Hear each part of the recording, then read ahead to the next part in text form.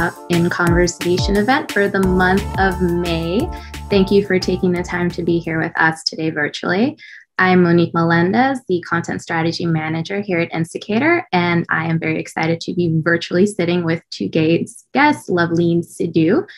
Before we get started, I'd like to talk a bit about why we're here today. Insticator is committed to advancing equity and diversity both within our company and across the digital media ecosystem. Engaging our community to foster a deeper understanding of our unique journeys is embedded in our core value of unconditional empathy. And thUp is our initiative to bring inspiration to every person carving a professional path in our global multicultural environment.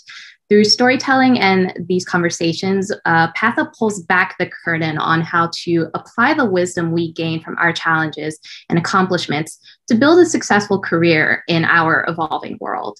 Each month, we'll sit down for a conversation with an inspirational voice to hear their stories and insight to help each of us find our own path up.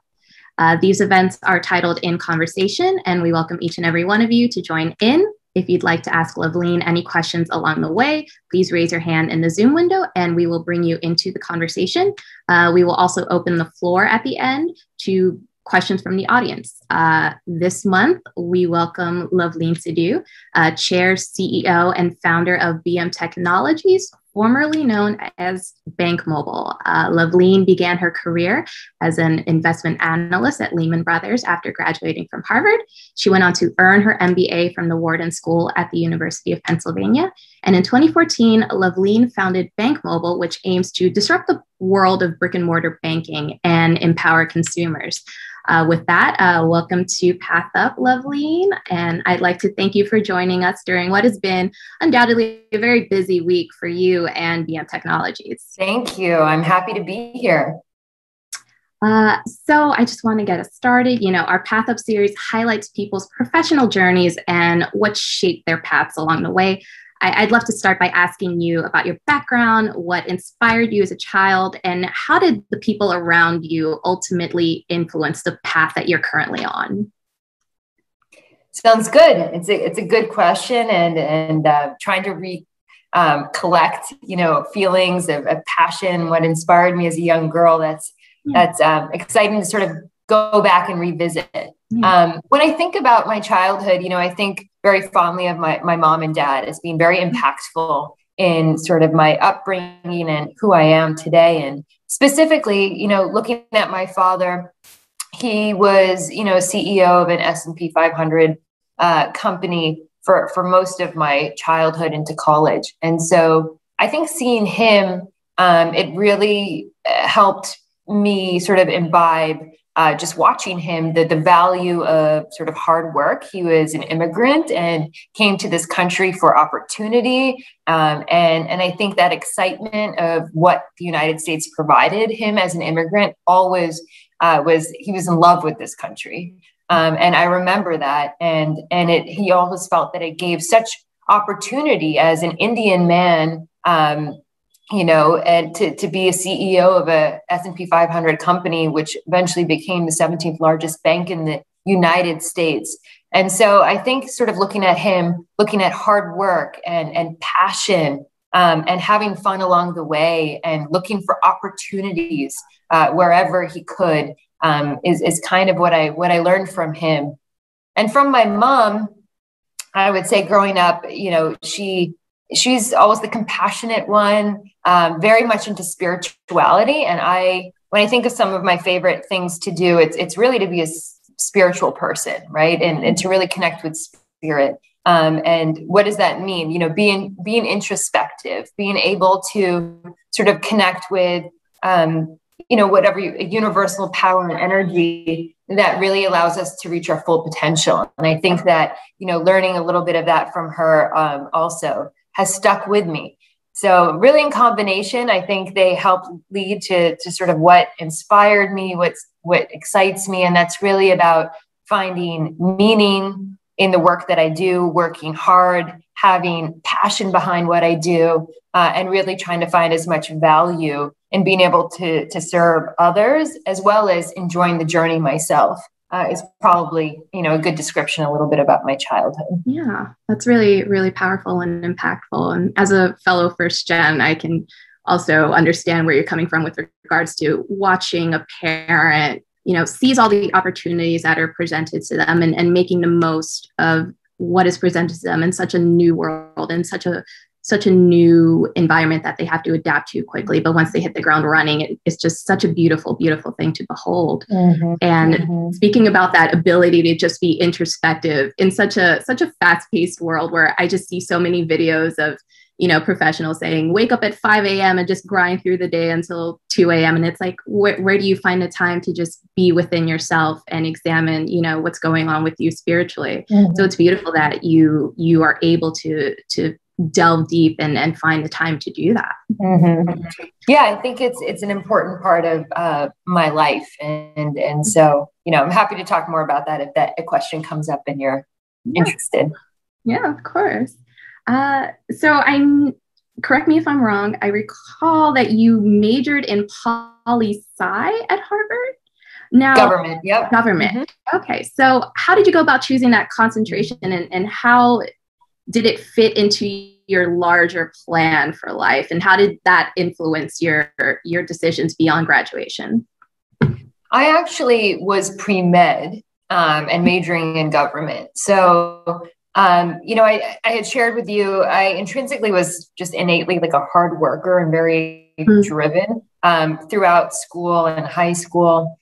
And I also had this driving force of, can I help others? It sounds cliche, but that is just my personality. And I really enjoy that. And I think growing up, especially coming from Indian backgrounds, like even though my dad was in finance, it's, I think every parent's dream from, an Indian family for their kid to be a doctor or to be an engineer. And so I was actually pre-med and I was set on being a doctor. And I thought that was the best way for me to actually be able to serve humanity as well in the ways that excited me. And then I got to school and like chemistry, just the science classes at Harvard just knocked the life out of me. I couldn't grasp it. I still remember I was dating this one guy at the time. He spent 3 days trying to help me because he was so good at chemistry. And we studied literally for 3 days and I still got a 60% exam after that, but with a curve that ended up being a B or a B plus. So, Harvard has a harsh sort of curve. But I think that, I was just, once I realized that I wasn't enjoying my science classes, it really made me think about what else can I do? And seeing my father being an entrepreneur, a businessman, and then my brother was 4 years older than me and had, was graduating and was joining Goldman in investment banking. And I was like, wait, maybe there's a world in finance that I could find interesting. Maybe business would be interesting. And I applied that summer after convincing my parents, please, can you let me explore something else? And if not, I'll be a doctor. and I remember getting their blessings and applying to Lehman Brothers sophomore rotational program. And I got in and I absolutely loved my summer at Lehman, absolutely loved it. And I realized a path in finance, a path in business is something that I could get passionate about and excited about. And at the same time, that being a doctor is not the only way to serve humanity. And we can do it in so many different ways. And so that's, the beginning of my path. Yeah, I can see where your passion for helping people is sort of baked into the ethos of BM Technogies and the demographics that you strive to serve. But a little more about that later. I don't want to spoil our audience. So I know you mentioned Lehman Brothers, and I had read that you had actually joined them the day that they had filed for bankruptcy in 2008. Now, how did jumping into that environment steel you for the road ahead of you? And what were some valuable lessons that you learned from being in that space at that very moment? It definitely was very impactful. I'm never going to forget that. So we actually had 6 weeks of training. And then after the 6 weeks, the first day on the job was the Lehman bankruptcy. And I remember calling in to HR and asking, what do we do? Do we come in? And her words were, yes, business as usual, please come in. And I was like, they're just, imprinted in my mind, those words, that how unusual it was to hear that, given what you were seeing on TV, for those of you that are old enough to remember, what happened that day, and everyone walking out with boxes and so much anger, so much confusion. But, so I remember it very vividly. I did go in, and it has definitely impacted my view on, it helped me realize, firstly, the fragility of the American financial system, or any financial system globally. And also, given that I'm in banking and digital banking, it's all about risk management as much as it is about innovation. And so definitely helped me realize the importance of a risk-oriented mindset while you are, being an innovator and a disruptor in the space. So I didn't know at the time that it would be so impactful, but sort of looking back, as I look at my journey and like where I am today, and what you talked about, the ethos and mission of Bank Mobile, I definitely take those lessons that I learned from experiencing that about, hey, how can we help Americans be more financially empowered? How can we set them up with a strong foundation where they can navigate, things that happen in the future? Because the ups and downs, the cyclicality of the economy will always happen. But how can you set people up for as much success despite the ebbs and the flows? And then also always having that risk management, or that healthy paranoia sort of mindset in the back of my head are definitely some things that I took away from that. Beautiful. So take us through the steps that led up to the creation of Bank Mobile BM Technogies.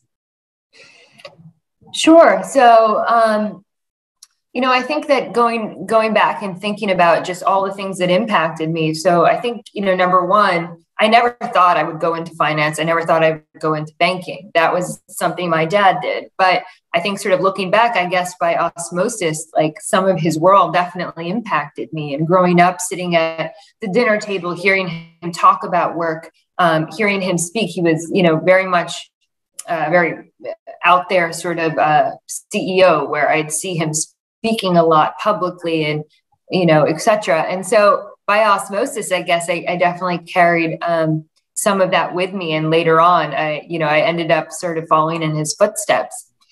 I think that my time at Lehman and joining right when it happened, like we just talked about, sort of led to where I am today, and is part of that evolution that led to where I am.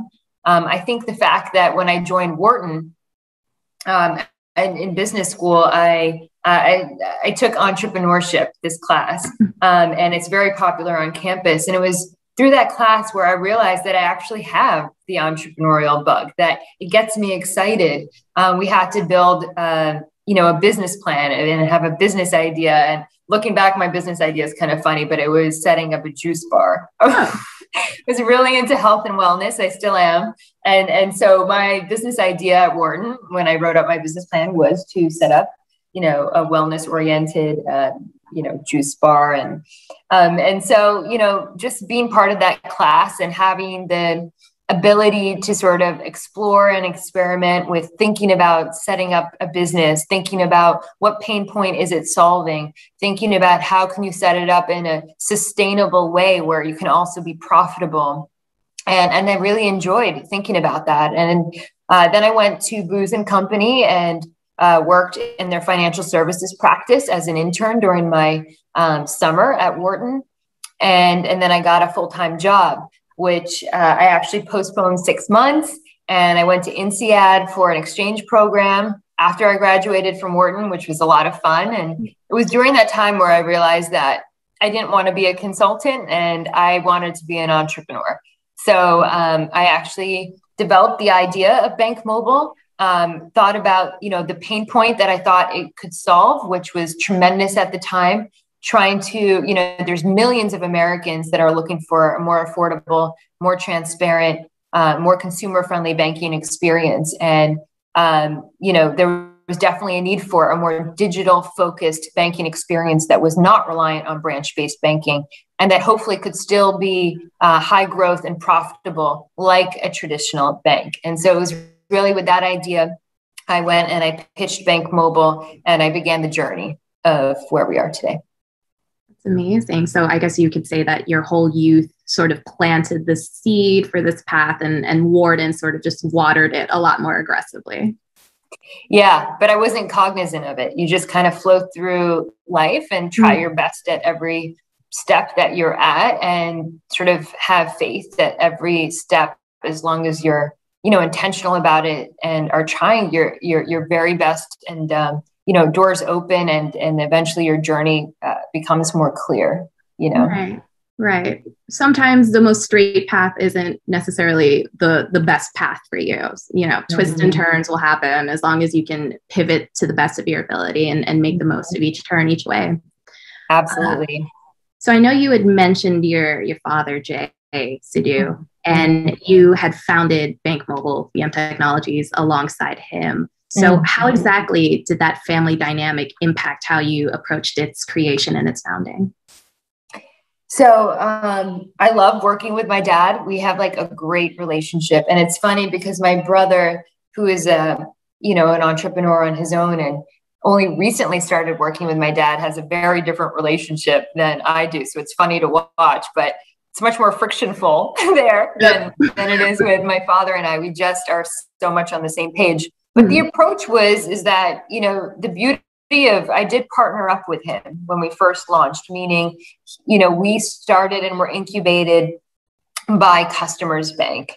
And so I think that being able to combine sort of the veteran banker aspect that he brought to the table, because banking, as you sort of, if you know about fintech, et cetera, there's a lot of regulatory scrutiny over it because people care about their money, and they should. And so there has to be consumer protection element around it, and it's not a free for all. And so I think it was very important and helpful to have, his sort of veteran banking mindset experience to help, when we first started Bank Mobile, and then combining that with more of my tech forward millennial, understanding the pain points of our generation, and having, the credibility and experience through, Harvard, Lehman, Wharton, Booz, that I brought to the table as well. And so the approach was really just balancing, the old with the new, you could say, to begin our journey. Nice. And could you speak more about your mission at BM Technogies, and what differentiates what you do from other banking in your pocket apps? Yeah. So our mission, when you look at when we first started, it was astounding to me, but, about a third of Americans live paycheck to paycheck. More than 50% of Americans don't have enough to pay for a $400 emergency if that happens. We reached a savings record when the stimulus came out, but before that, Americans are not good at saving and have very, very low savings rates relative to the rest of the world. And these same Americans are being charged, $30 to $35 billion a year in just overdraft fees by the top 4 or 5 banks. And, these big banks have to rely on this sort of fee structure because of their branch networks. On average, a bank branch opens 1 net new checking account per branch per week. So it's a very, very inefficient customer acquisition. So 52 net checking accounts per branch annually. That is on average. And so those bank branches and that acquisition system is really being subsidized by the fees that banks charge these everyday Americans that are already struggling so much. And so the whole thesis that we brought was, can we utilize technology and move away from branch-based banking to provide a way better, more affordable, more transparent, more consumer-friendly banking experience for millions of Americans? And not only that, but we started off with a direct-to-consumer approach. And what we found was, another one of our goals is that we wanted to be profitable. We wanted to be high growth and profitable. And we felt that when we started, the CAC, or the customer acquisition cost of actually getting a new checking account, for traditional banks, it's $300 to $1,500. And so, as a direct-to-consumer new bank out there, it was very hard to get high volume acquisition and be profitable because of how expensive it tends to be to attract new bank customers. Right. And so it was at that time where we realized that, hey, if we want to stick to the fact that we want to be a sustainable, we want to be around 5-10 years and beyond, and we want to be profitable, we have to find a different way to do business. And so not only do we do banking in a way that supports what I talked to you about already, solves the pain points of everyday Americans as it relates to providing them a way better banking experience, but we also do it in a B2B2C way, or banking as a service. And the premise there is that everyone should have access to financial services, and banks may be the backbone of, the way that people are able to have access to financial services, but they shouldn't be the only distribution channel for people to open bank accounts and to be able to become banked. And so we're in the business of enabling non-banks, whether they're an employer, whether they are a consumer-focused company, a brand, any distribution channel that has access to customers that wants to offer a fully branded banking experience to their customers, to their employees, should be enabled to be able to do so. And so we provide the technology, we provide the access to the bank charter, and we provide the whole back-end infrastructure to support and service a bank for our partners. And so that is what we're doing today. And our most notable partner is T-Mobile, and we've launched a checking account that's really awesome. You should check it out, called T-Mobile Money. It offers 4% on balance. You have one? It offers 4% on balances up to $3,000, 1% thereafter, no fees, $50 fee-free overdraft protection. It's a great account, $5 off of your T-Mobile bill every month if you use the card. So it's done phenomenal, and it's growing exponentially. Yeah, it's amazing to see, technology filling the blanks for a lot of underbanked and unbanked Americans. And I know you mentioned how, I guess you could say the poorest of Americans are often being punished the most by these overdraft fees and lack of transparency. I mean, even I sometimes get hit by fees that I didn't even know existed. And I'm a little perplexed when I see my account sometimes. I'm like, oh, maybe traditional banking has a few things to learn from what's happening in the fintech space. Absolutely. What challenges would you say continue to persist and face these underbanked and unbanked Americans? Yeah, I think that, the basics are still not being met. It's crazy to me that when we launched T-Mobile Money not too long ago, that on average, an American spends, about $120 a year on just monthly checking account fees.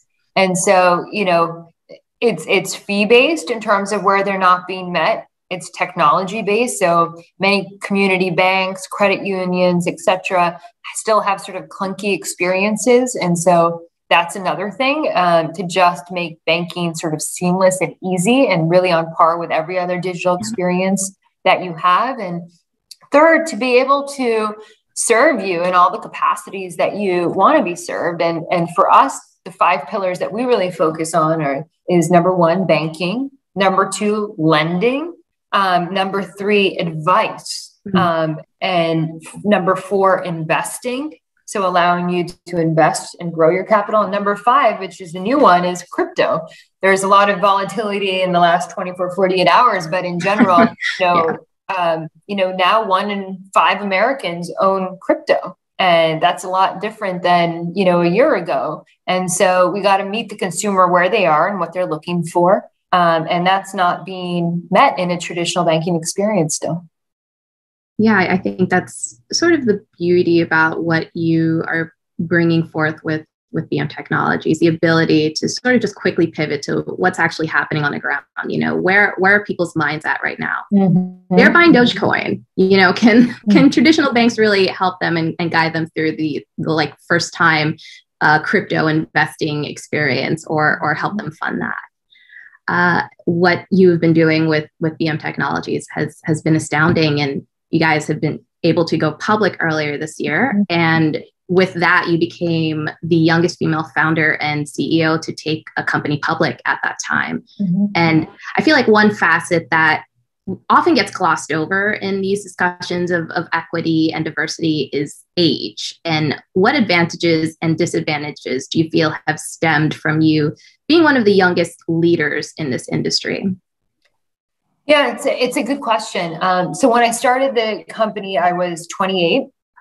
And, I've always I try to view challenges, and maybe it's like my father's influence as a mentor thinking about it, but I try to view challenges as opportunities. And so what I tried to do is think about the fact that, hey, we're a disruptive company. And so let me exemplify this by being a disruptive CEO, right? Being a female, being a young female, being a minority. And today in financial services, about 20% of senior leadership in financial services is women. So minority even within the industry that, I'm in. Mm-hmm. And so I kind of viewed it as, can we make this into something positive where I stand out, right? Yeah. I'm a disruptor leading a disruptive company. And, I think that that's definitely been an advantage in a lot of ways where I can help give voice to this company. And there's a lot of passion behind it, and it's very authentic, just looking at me and seeing me, wanting to lead such a company.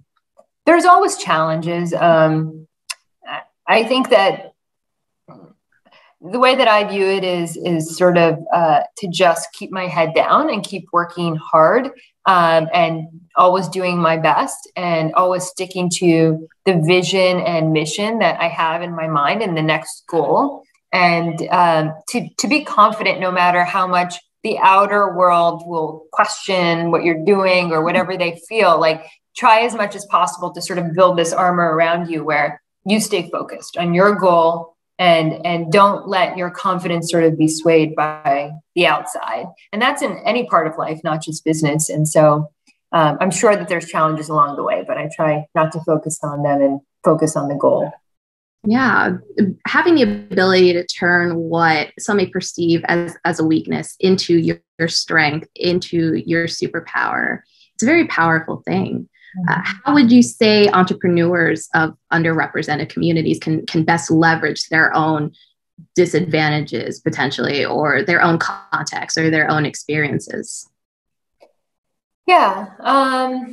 Well, I think an entrepreneur, whether they're disadvantaged or not, there's a couple things that you probably always want to keep in mind, right? Is there, what pain point am I solving for? Is there a problem that I'm actually solving for? And it's important to be able to say yes to that. Number two, am I going to provide a product that is better than what exists today? Is it potentially cheaper than what exists today? It's not only about having a good product, but having a good customer acquisition strategy, because you can have the best product, but if you don't have customers, using it, it's kind of useless. And so I think that it's important for them to think about who is the customer and how can I get high volume acquisition at the lowest cost, and think about and be creative on how you can achieve that. And then it's, this sort of never be defeated attitude, because I have obstacles like constantly, like, every entrepreneur has obstacles constantly. I was talking to a board member yesterday and she was like, Luvleen, you faced like every uphill battle possible. Like, just as an outsider, you just see it more, because I think on a day-to-day basis, I don't even think about it anymore because it's like the norm to sort of deal with and just roll with the punches. And so I think, being able to have an attitude of like, hey, I might be defeated for the moment. It's not like I don't feel defeated in moments, but it's about, okay, now let's push forward and keep going. And when you do that, I think usually a door opens in a way that's usually better than even expected. Great. And what would you say was one of the biggest obstacles you had faced, and what would you want others to learn from that experience that you had faced? I think that one of the biggest obstacles we faced as a company is when we first started, I wanted us to be a direct-to-consumer strategy where I was like, can we create banking into a brand? Kind of like what you're seeing if you're familiar with fintech today with Chime or Varo. I think that they're trying to do that.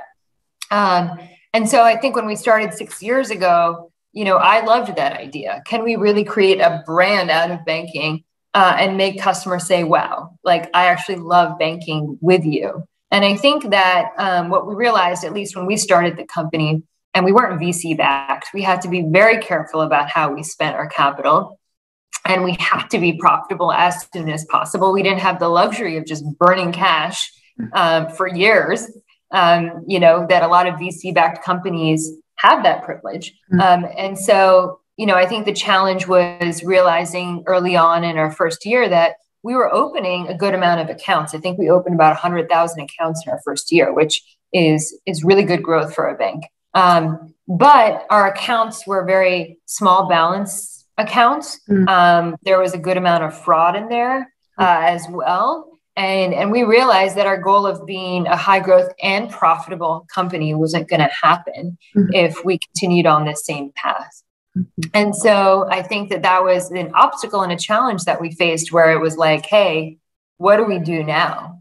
And I sort of learned that you got to pivot. You can't just I always say, like, have a vision and have a goal where you're going, but then be flexible, right? About what are other creative possibilities to help you still achieve your end goal, but maybe it's a different path to get there. And so it was through that experience where we pivoted to this B2B2C model that I shared with you about, which really allows us to acquire customers in much higher volume and at really low customer acquisition costs relative to the industry. And that is what allows us to be profitable today. Right. When you become too fixated on a single vision of what success will look like or what a certain outcome should be, it makes it so much more harder when you're just fixed on that one vision to rebound when things don't go in that specific direction. So there is a beauty in that ability to pivot, whether it's pivoting from one major to another, or pivoting from one company to another, pivoting within a company from one vision to another. I'm just going to quickly open the floor to the audience. If you guys have any questions, please feel free to drop them in the Zoom chat, and we will get to them during this call. Let me just see if there's anything coming through, but I will continue with Luvleen, I think you raised your hand. Oh, it's okay. If you have a question for yourself, let me know. But I would hope you have the answer. First time that's ever happened? No. You know what? I will raise my hand too in solidarity. There we go. Looks like we're about to high five each other. Okay. Just keep it on. So let me just, okay. Oh, now our hands are so within the walls of BM Technogies, how do you go about approaching inclusion and equity, and how do you bring underrepresented groups to the table? Because I know that is sometimes an issue at companies where they will have a number of employees who are diverse, but it's usually on the lower levels. And once you get to like C-suite employees, it's very much, white or male or a combination of both. Yeah, it's a good question. And I would say it's a work in progress. I don't have all the answers or say that we are the best model that exists today, but it is about constantly trying to strive for better. And where I'm proud of us is that number one is, I believe in leading by example. So, just like what we talked about already, me being relatively young now, female CEO, co-founder, was the youngest at the time when we took the company public in January of this year. And so, I think that is one thing, obviously, that just happens by the orientation of just who I am and being the leader of this company. I think number two is creating opportunities within leadership as well. So today, 48% of our employees are women. We hope to drive that higher.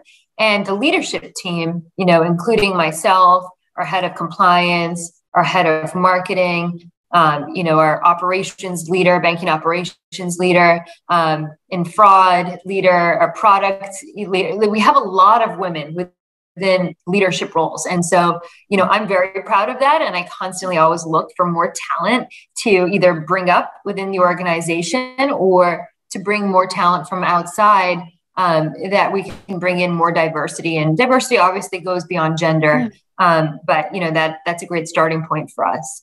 And also, serving our customer base in a way that's inclusive. And so, today I'm really proud that in the student demographic that we serve, where we have about, almost 2 million accounts in the student demographic, 2/3 of our customers are women and 2/3 of our customers are minority women. And a good chunk of the women that we serve are actually single mothers. And so it's already an underserved sort of demographic that we've been able to attract in our product and really enable them to, feel more financially empowered through the products, through the education that we provide. There's something really impactful about not having diversity within your company, but having diversity within the audience that you're reaching and being able to penetrate these demographics that are often overlooked or not reached out to at all.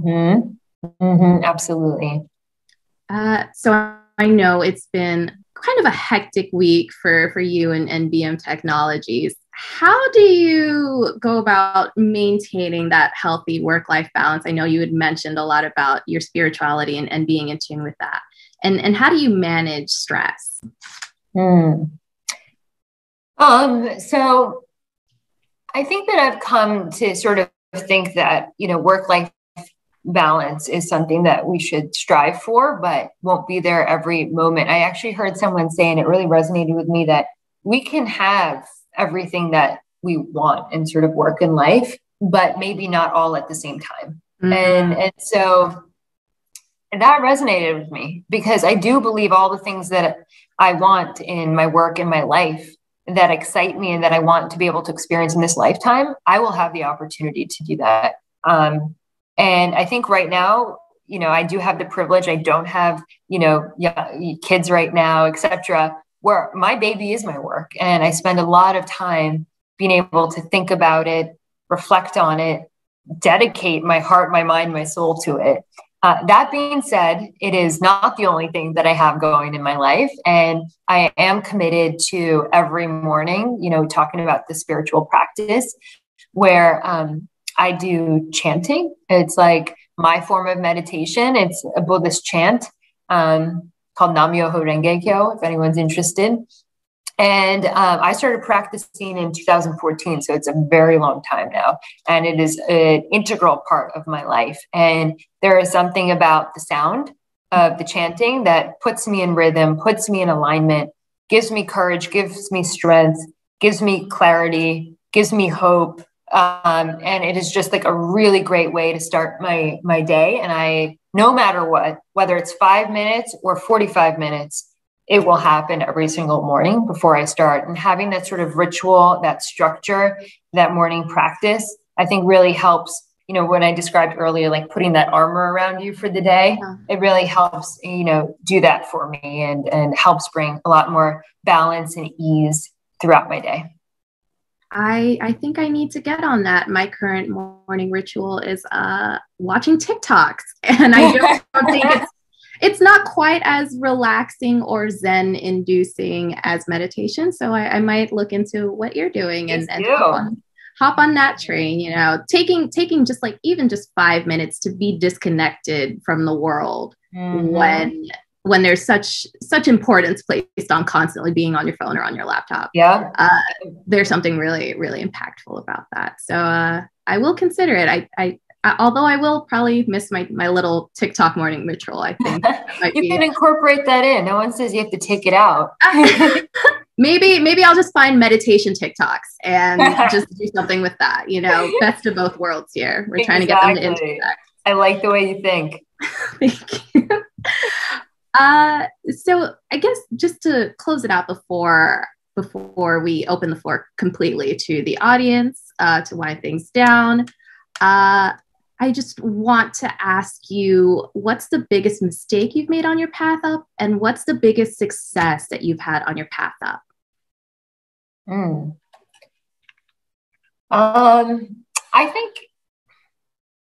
think you could say a mistake is it's easy to get stressed out.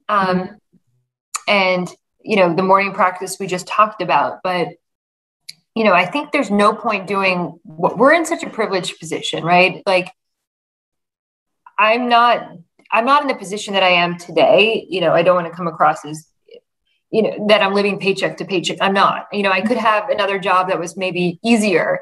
But, this is the path that I've chosen, and to remind myself of that and to step back and enjoy the ride. Like, I think we take things so seriously sometimes and get so myopic that this is so important. And it is, like, I don't want to say that. But like, this is really sad, but just thinking this week, I had a close friend who lost her father from COVID in India. And I'm just like, this, we got to take a step back. The things that stress us out, you got to put it in perspective. Like, we're here, we're living, we're breathing, we have life. We have the gift of being able to experience and explore life. We get to be with family, with friends, like, put things into perspective and try to have fun along the way. And I think the mistake is just forgetting that so often and having to remind myself, because work can get very stressful, with a lot of challenges coming throughout the day and every day, even though you're on an upward path and a lot of things are going well. So I could just say, and Gabby Bernstein, she's an author that I follow. She says, her definition of success is, how much fun are you having? And that also really resonates with me. And so something that I want to keep in mind. Success, you said? Yeah. I think that my ability to sort of bounce back, like, even if I do get stressed out, or if I do feel defeated, or if a door does close, like, my motto in life, it's this or something better. And that has proved out to be true in almost every situation in my life. And I have faith in it. And, what you believe or what you have faith in typically becomes your reality. Your beliefs become your reality. And so I think that having that ability to sort of bounce back and have hope, that there's always like a better opportunity or future, I think has been really helpful for me. Thank you for ending, I guess, our conversation on such an impactful and uplifting and positive note, because you're right, it is easy to get caught up in the fine, tiny details of life and just miss out on all the beauty around you and all the possibilities. If one door closes, like you said, is that the only door in the room? Yeah. Is there a window? Is there another window? Is there another way we can go about this? Absolutely. All right. So I'm just going to see if there are any questions in the chat.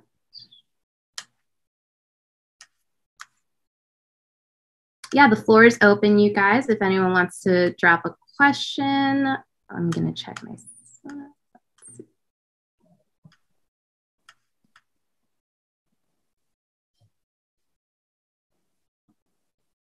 Oh, okay.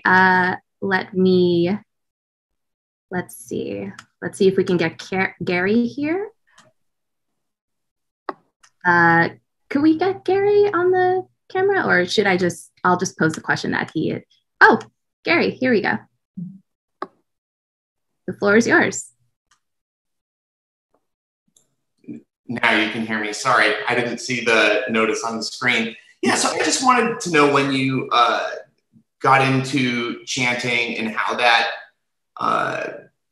affects your focus, and if you do it at specific times of the day that have different impacts for different reasons. Yeah, sure. So I started chanting in 2014. I was going through a difficult time. I was engaged at the time and was getting married, and that didn't end up happening.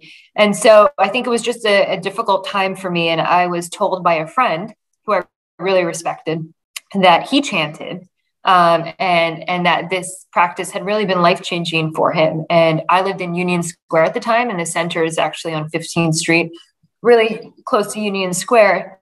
And he's like, you have nothing to lose and potentially a lot to gain. So just go to the center and go to a meeting. And so I went to an intro meeting at the center, which was 2 minutes from where I lived at the time. And I just remember that the philosophy that people were talking about in that room just resonated so much with me, which is, living a life of our dreams, having the courage to navigate life and create value from every situation that comes our way.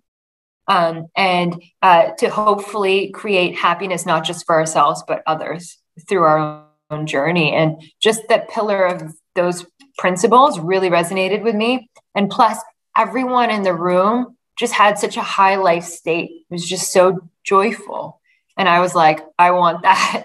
And so that's how I got started. And, it's called Nichiren Buddhism, and you can look it up. But how has it helped me with focus?